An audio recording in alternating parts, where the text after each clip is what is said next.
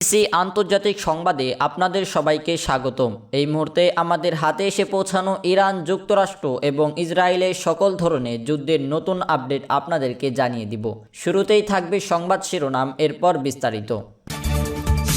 চুক্তি না হলে ইরানের জন্য খুব খারাপ সময় অপেক্ষা করছে, কঠোর হুমকি ট্রাম্পের। ইরানে পুনরায় হামলার বিষয়ে চূড়ান্ত সিদ্ধান্তের মুখে ট্রাম্প। যৌথ অভিযানে আইএসের সেকেন্ড ইন কমান্ড নিহত, ট্রাম্প। দর্শক, এতক্ষণ শুনছিলেন সংবাদ শিরোনাম, এখন বিস্তারিত। শুরুতেই আপনাদেরকে জানিয়ে দিব, চুক্তি না হলে ইরানের জন্য খুব খারাপ সময় অপেক্ষা করছে, কঠোর হুমকি ট্রাম্পের। শীঘ্রই কোনো শান্তি চুক্তি না হলে ইরানের জন্য খুব খারাপ সময় অপেক্ষা করছে বলে কড়া হুঁশিয়ারি দিয়েছেন মার্কিন প্রেসিডেন্ট ডোনাল্ড ট্রাম্প।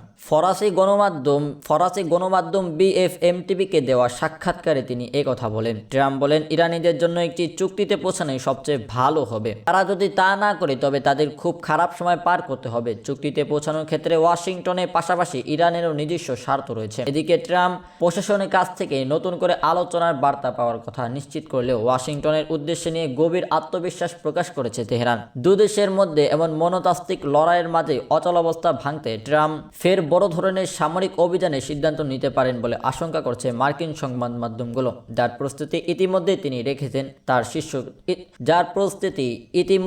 রেখেছেন তার শীর্ষ উপদেষ্টারা।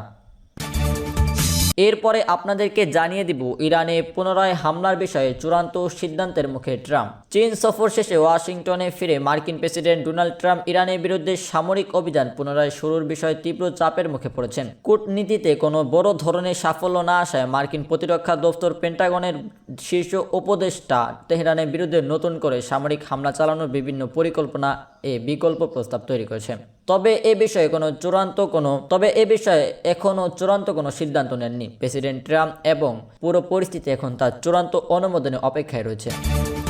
সর্বশেষ আপনাদেরকে জানিয়ে দেব, যৌথ অভিযানে আইএসের সেকেন্ড ইন কমান্ডার নিহত হয়েছেন। যুক্তরাষ্ট্র ও নাইজেরিয়ার সামরিক বাহিনীর যৌথ এক অভিযানে ইসলামিক স্টেটের আইএস দ্বিতীয় শীর্ষ কমান্ডার আবু বিলাল আল মিনুকি নিহত হয়েছেন। শুক্রবার 15 মে পরিচালিত এই অভিযানের পর মার্কিন প্রেসিডেন্ট ডোনাল্ড ট্রাম্প নিজে এই তথ্য নিশ্চিত করে দাবি করেছেন। এক বিবৃতিতে প্রেসিডেন্ট ট্রাম্প জানান, তার নির্দেশনায় মার্কিন বাহিনী এবং নাইজেরিয়ার সশস্ত্র বাহিনী অত্যন্ত নিখুঁত ও জটিল একটি যৌথ অভিযান পরিচালনা করে বিশ্বের অন্যতম আলোচিত এই ব্যক্তিটিকে নিরন্তরে নির্মূল করেছে।